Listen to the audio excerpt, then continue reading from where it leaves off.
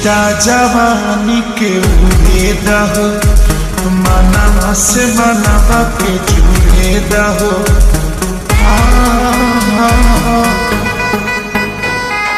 छीटा जवानी के उड़े दहो मनवा से मनवा के जुड़े दहो आज सुत न चतरिया तान की टूट जाए राजा जी,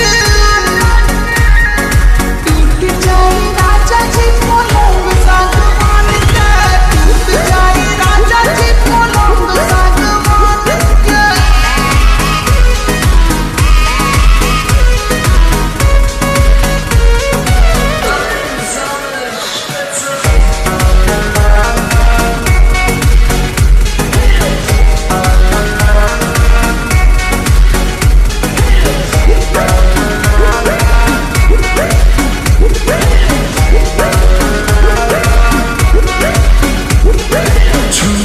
बदन की देखो न कटन की चदर बिछा दे पलंग जी मन पिघलाती होती, पलंग पर झुलुआ झुलाती होती।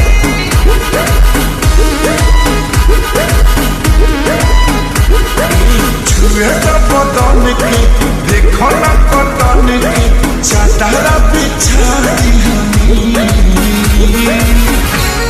पलंग जी मन पिघलाती होती, पलंग पर झुलुआ झुलाती होती। परियार पति दीदिया फान के टूट जाए राजा जी, टूट जाए राजा जी पलंग सागवान के, टूट जाए राजा जी पलंग सागवान के।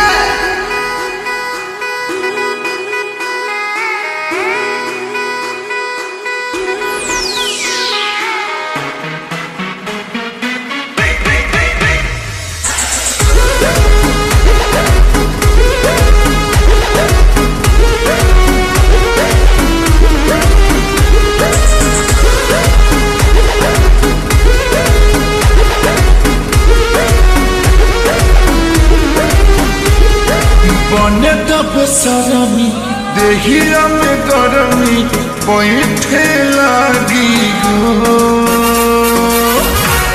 कमरिया ऐठे लागी हो, नौ से नस बैठे लागी हो।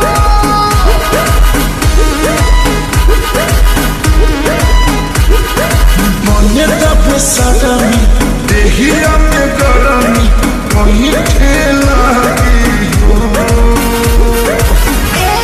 कमरिया ऐठे लागी हो, नौ से नस बैठे लागी हो।